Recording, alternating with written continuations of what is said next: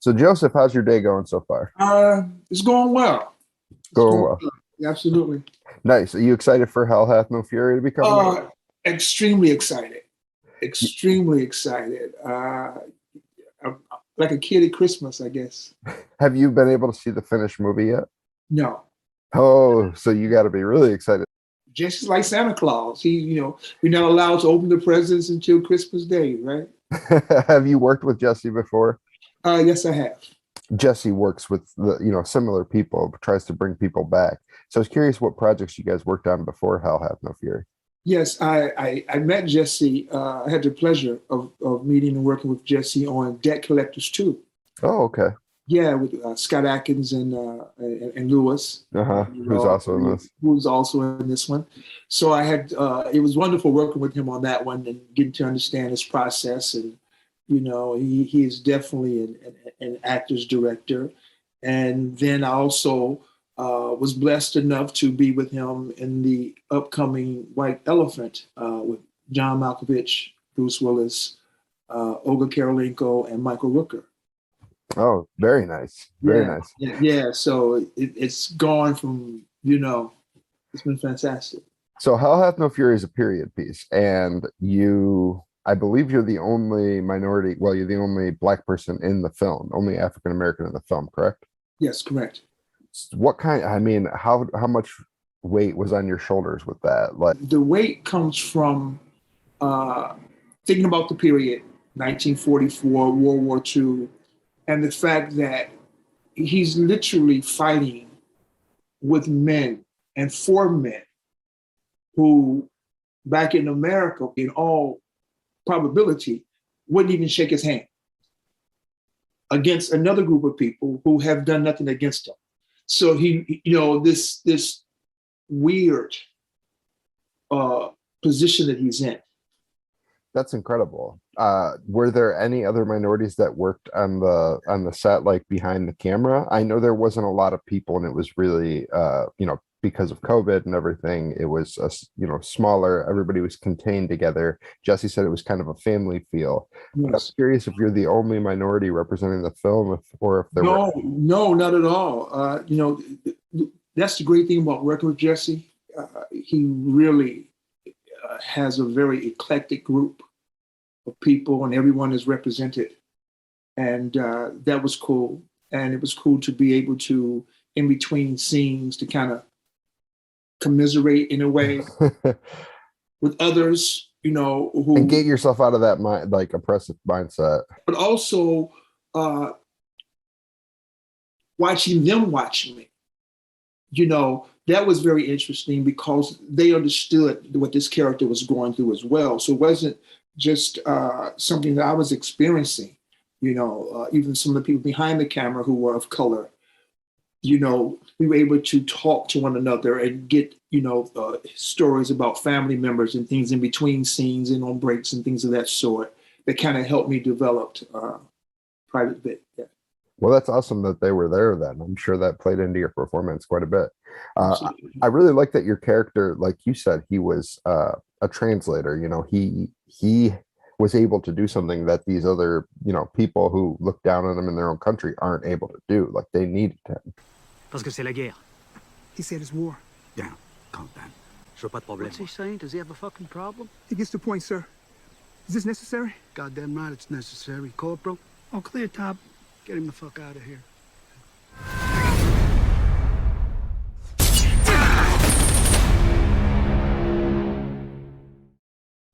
So I'm curious, how much French did you know before this, and how much did you have to learn for the film? I knew a little, but it was just like conversational. I could say some things here and there and understand some things. What was interesting, because as an American soldier, especially back in that period, his French wouldn't be as fluent. And that's the thing that they were getting across to me, because I was getting frustrated with the fact that it didn't feel as natural to me. And they said, well, you have to remember that his French is coming from one who is processing it as he's saying it. That's like the level of thinking, like, okay, so this guy's processing it as like you're really looking at this character as a person. Yes. And I like that a lot. Since this movie was finished a little bit ago, I wanted to know about what you've been doing in the meantime, like what other projects you've been working on, what else you have coming in the future. I period pieces seems to find me. I had the pleasure of doing another period piece based on a true story in the book, Paul's Promise. This older guy, because they aged me. I was all white out and all this stuff here, and based on a true story and people's lives, which is kind of interesting and a heavier responsibility. Is it the first time you've been aged? Yes. Yeah. Was it weird looking at yourself like that and thinking, man, I hope I don't look like this, or I hope I do look like this when I get this age? At first, when I started the aging process, you think that, but then you realize that you're playing someone who has lived, and then when their family members reach out, and some of the family members never even got a chance to see their great grandfather because he had passed, and people who knew him would talk about how much Jimmy Lipkin was his name, the character, and how I embodied him a lot. And even to this day, they write me and say, thank you so much. And it became more of even more responsibility because this person lived for someone. So that's interesting that you're doing two different period pieces, because that leads me to ask, with the one you're talking about now being based on a true story and you're portraying a character that has living relatives, versus the research you did on Hell Hath No Fury, which is a slightly different time period and more of a story. Even though there's truth there's a story woven into it. What do you feel like was the biggest difference in your research between those two things? With Hell Have No Fury, I was able to really dig into Black soldiers, African American soldiers during that period, and pull different things, how he would feel, the responsibility, and all these different things, the anger that he had, but he didn't show, the compassion that he showed more towards the quote unquote enemy than his own fellow soldiers did. Whereas with the other one, finding research and video clips of this actual person, reading from the book and knowing this is how he did certain things, this is the relationship that he had with this person. So I couldn't color so much out of the lines. Totally makes sense. There's a lot less with with Hell Hath No Fury, it's like you have more to work with the character and you can kind of adapt. But with the other one, as you said, you're following a real life person. So that makes sense that would be the biggest, dissonance there between the two projects. And they both, which is very interesting, in both projects, I felt a heaviness, but in a very positive way, because each of these men were very proud, and their heart was there, and that's the one thing I took from both. That both Vic and Jim Lipkin, they were very compassionate people, and so each film helped the other. Do you feel like that happens in your work a lot? I know that these two, characters specifically and these two films specifically have, obviously because they're period pieces, that they come together and they reflect one another. But with your other work, do you feel like your other roles that you've played outside of these two inspire or influence your following projects? Like when you do an acting role, even if it's something like Star Trek, do you feel like you take something from every character you play into the next? Oh, absolutely. I'm very big on backstory, a lot of things that the audience would never see in the film, but it's just so important to me to try to understand how this guy is feeling. A lot of what I'm talking about right now is a lot of things that I dug into. I do a lot of research because I want to be as authentic, even if it isn't a true story. And I love to just really dig into the psyche of these characters, how the world is today. So I go beyond what's written on the page. I automatically think about, okay, what is the world that they're living in? How are the outside things affecting them?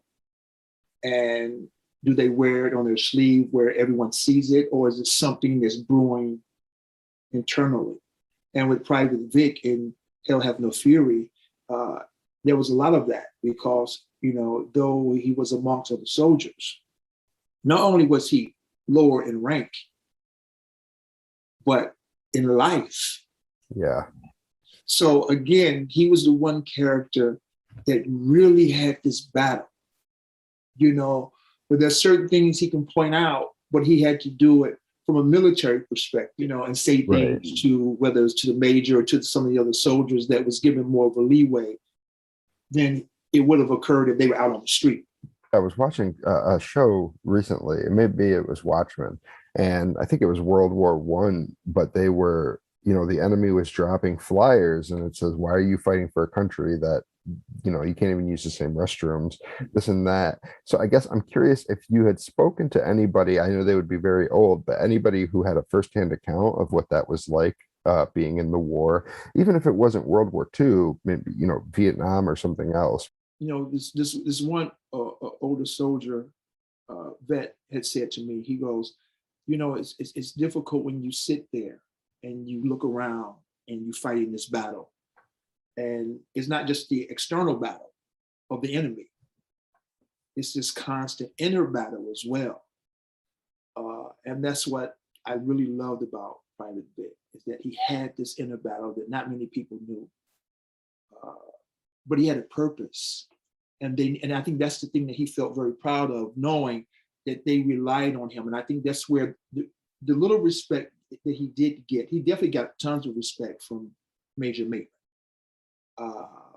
But the respect that he would get from his fellow troops came from the fact that they needed Vic.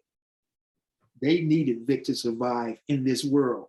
And that's the one strength that he kept. And I think that's what I really loved about the script and the way Jesse allowed for me to play it. When they had told me that you were the only minority actor in the film, you're the only Black actor in the film, I really wanted to get this different perspective, because you're the only actor with a character that had that particular mindset. And I love you have a much different approach to this character, where everybody else is doing research on, the time period, how things are happening in the war. You are looking at the psyche of this person and how they're being affected by both sides of the world in their entire life.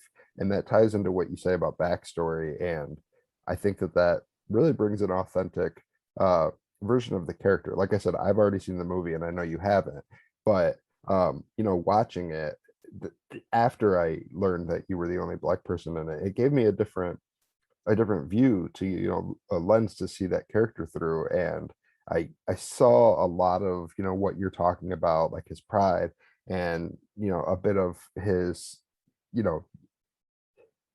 what he may not believe in or versus what he does, and kind of having that little bit of dissonance. That you did great.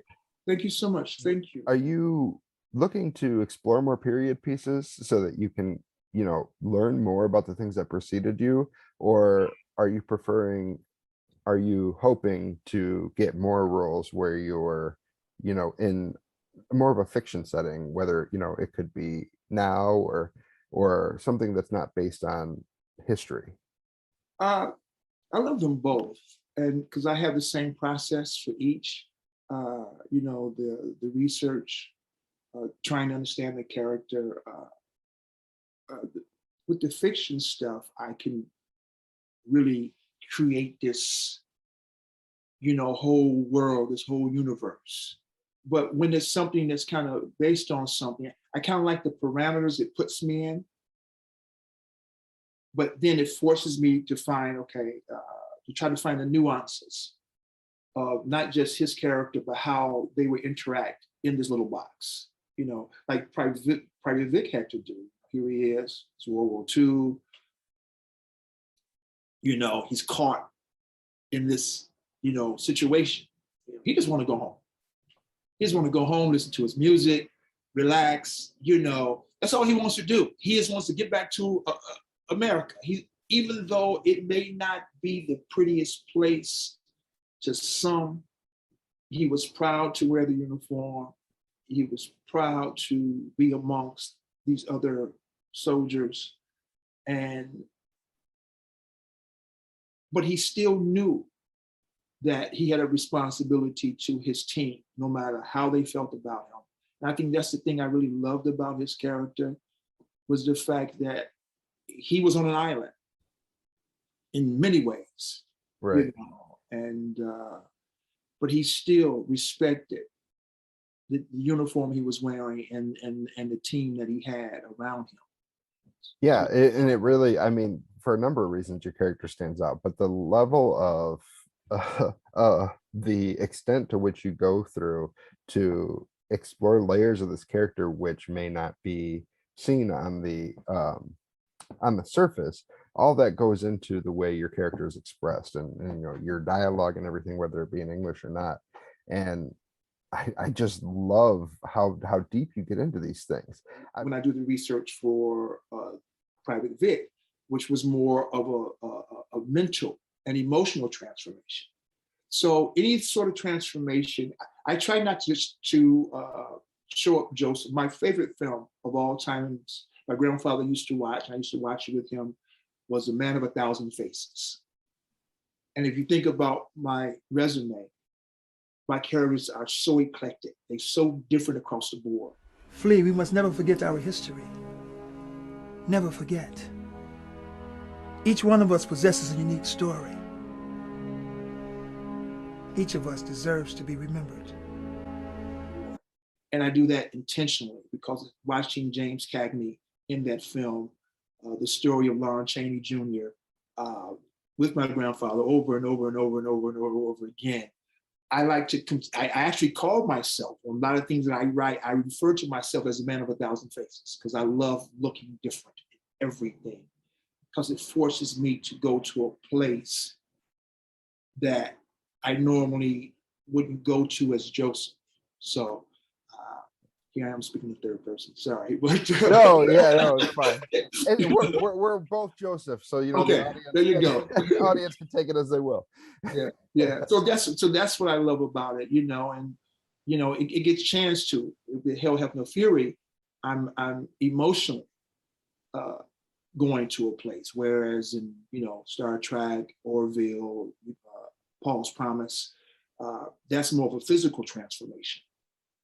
I love that you mentioned, Lon Chaney and the Man of a Thousand Faces, because that was one thing that I had interviewed Robert Englund, who played Freddy Krueger. And when he was talking about how he was able to get into that, he talked about his past and watching or experiencing Man of a Thousand Faces with his family. And he talked about how that was the one thing that allowed him to really get into being Freddy Krueger. So the fact that you talking about using that to get into these different characters and wear different faces, I think that's awesome, because I mean, it's not just you're not the only one who takes that inspiration. And I think that people you take inspiration from also do that too. And it kind of speaks to where you're looking to for, and how far back you're looking to bring different pieces to your performances. And, with your age, I mean, Robert Englund's pushing 80, Right. With your much younger age, for you to look to that far of a range of inspiration and stories, that combined with your research on these period pieces, I think is really going to lend to all your characters going forward in the future. I'm really excited to see what else you do. Thank you. What was interesting, the team that I was able to really work with, with Timothy Murphy and Louis Mandelon, Luc Lafontaine, and of course, Nina Bergman. It was like the singing group, and you feel like, you it's like being part of the Jackson 5, and you're in this big group, and you grew into this music. And I kind of liken myself to Tito, and he just sitting there, and he's just playing the guitar and he's looking around, but he has a very important part in the mix of all of this. And working with these amazing actors, and Louis Mandela, who I've had the pleasure of working with numerous times, is like my big brother, and I pick his brain. He probably gets tired of me knocking on his door, asking him questions. He's probably like, look, I have to process this. Let me do this, Joseph. And I'm like, Louis, can I talk to you about something, man? And he always takes the time and sits down and allows for me to pull from him. And that's a great thing. And then Luc Lafontaine, who, that's my guy, you know, who's just a joy. And of course, Timothy Murphy, another amazing, talented actor. So when you have these people you can pull from and help, not just guide you as far as your character, but just understanding the camaraderie that we had amongst each other. It was definitely a bonding experience. And that's how it is on a Jesse V. Johnson project. You got this family affair thing going on. And, you know, I'm glad they adopted me in it. You know, I feel like one of Angela Jolie's kids. And I was just looking at their picture today. That's hilarious. They I just feel like came one up of her kids, you know, I'm there with Jesse and everyone else. I'm like, thanks for adopting me. I appreciate this, you know, and being a part of this great family and not feeling different, you know, and that's the beauty about being on something that my man Jesse does, you know. Well, I think that's hilarious because even though, you know, after you, I'm speaking to Timothy and Nina and Louis, so I'm excited to hear from them. But everybody I spoke to so far in this project, Daniel, Dominique, and Jesse have all said the same thing, you know, building off of what you say, that it was like family because it was so contained. You know, they said that you guys were, it's like you guys were at camp. You guys really got your camaraderie built up in that time. And I think that comes across on screen that you guys have probably better chemistry because of how much time you were spending together and how much you were knocking on Louis's door. I want to, before I wrap, I want to give you a chance to plug anything that you would like to plug, website, social media wise, any other projects you want people to turn to. Well, absolutely. Paul's Promise. Again, that's the period piece. It's an amazing story about Paul Holderfield Sr. and Jimmy Lipkin, and just Paul Holderfield Sr.'s transformation. I don't want to go into too much details about it. I want people to be excited to catch the film, and I'm very proud of that one. White Elephant with Olga Kurylenko and you know, Michael Rooker. And John Malkovich. John Malkovich, come on, man. Bruce Willis, you know, it's just very, very exciting to work on these projects. They're all coming up soon. But more importantly, Hell Have No Fury. Don't go by the bootleg, okay? No bootleg, okay? I don't want some of my friends, I've done that before. I was in the film real quickly, and I'm at a barbershop. And, you know, this is really perfect Black American neighborhood type stuff. I'm at the barbershop, and I walk out, and this guy is selling DVDs. It was actually a horror film I was in with Louis Mandela, Paranormal, one of those paranormal movies. 616. 616, exactly. Yeah. And I come out, and the dude goes, yo, man, I got these movies, bro. And I look, and we hadn't even finished it yet, right? And I'm like, wait a minute. That's my movie. He goes, I know that's my movie too, dog. That's my movie too. I go, no, you don't understand. That really is my movie. This is me. I'm like, see, this is me. And he looks around. He goes, okay, I give it to you for half off. What? That is you can't even hilarious. give me a bootleg version of my movie. So don't bootleg Hell Have No Fury. Pay full price. Go to theaters. Film in the theaters or VOD. And it's a hell of a ride.